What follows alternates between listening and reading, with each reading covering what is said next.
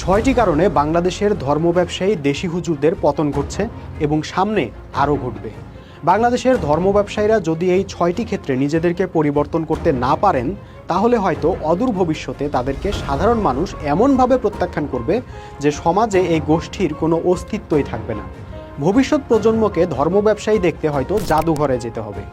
তো চলুন দর্শক, জেনে নেওয়া যাক কী সেই ছয়টি বিষয় যা ধর্ম ব্যবসায়ীদের অধঃপতনের মূল কারণ হয়ে দাঁড়িয়েছে।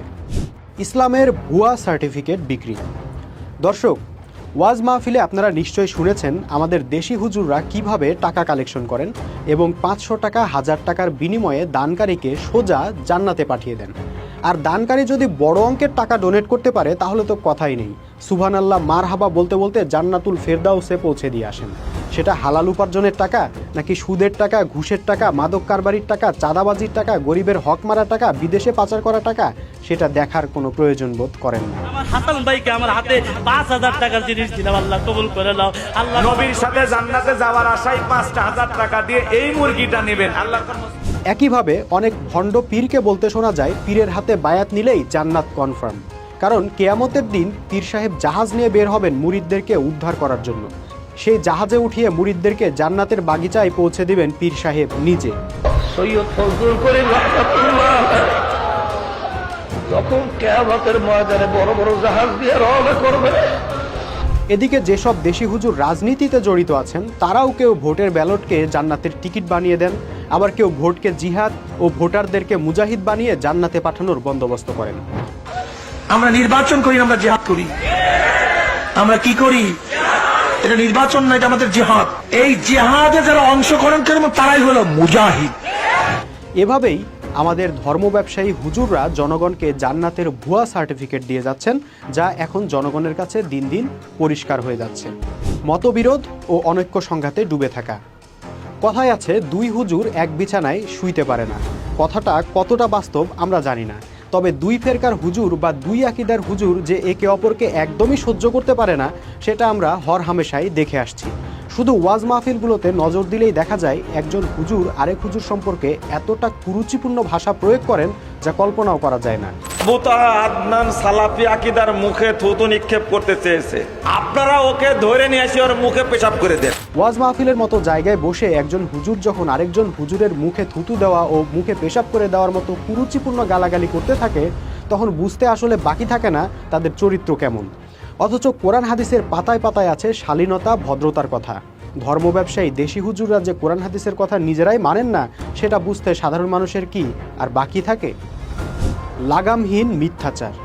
মিথ্যা হলো সকল পাপের জননী, কিন্তু আমাদের ধর্ম ব্যবসায়ী হুজুররা মিথ্যাকে কোনো পাপ মনে করেন বলে মনে হয় না।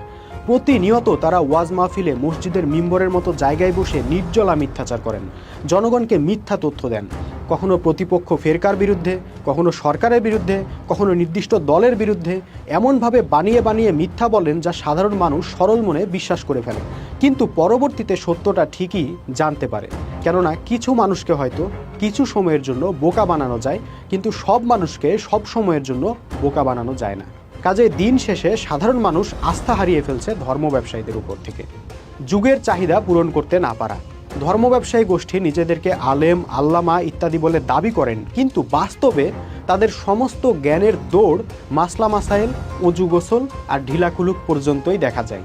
এর বাইরে মানুষের বাস্তব সমস্যার কোনো বাস্তব সমাধান বা গাইডলাইন তাদের কাছ থেকে পাওয়া যায় না। মানুষের বাস্তব সমস্যা হলো রাজনৈতিক সংকট, অর্থনৈতিক সংকট, যুদ্ধ, মহাযুদ্ধ, অন্যায়, অবিচার, দুর্ভিক্ষ ইত্যাদি। কিন্তু এসব সংকট দূর করার কোনো ফর্মুলা আমাদের ধর্ম ব্যবসায়ী দেশি হুজুরদের হাতে নেই। তাদের কাছে একটাই ফর্মুলা আছে, দোয়া মুনাজাত আর কান্নাকাটি। তাদের প্রচেষ্টাহীন দোয়া মুনাজাতে মুসলমানদের বিন্দুমাত্র উপকারও আজ পর্যন্ত হয়নি। এক কথায়, এই ধর্ম ব্যবসায়ী হুজুররা নিজেদেরকে যতই জ্ঞানের সাগর, মহাসাগর বলে দাবি করুক, বাস্তবে আধুনিক যুগের চাহিদা তারা পূরণ করতে পারেননি।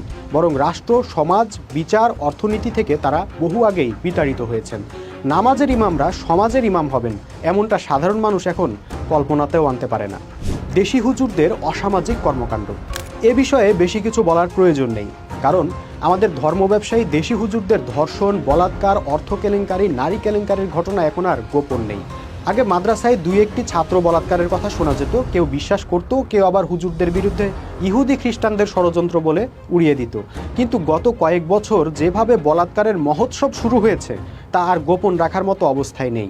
এখন সারা দেশের মানুষ জেনে গেছে ধর্ম ব্যবসায়ী হুজুরদের এই বিশেষ গুণের কথা। ধর্মকে উপার্জনের মাধ্যম বানিয়ে নেওয়া, কুরআন প্রচার করে বা কুরআন শিক্ষা দিয়ে বিনিময় নেওয়া কুরআন হাদিস মোতাবেক স্পষ্ট হারাম। এই সত্যটা দীর্ঘদিন গোপন করে রেখেছিলেন ধর্ম ব্যবসায়ী হুজুররা। টাকা দিয়ে আব্বাসীকে কিনা যায় না।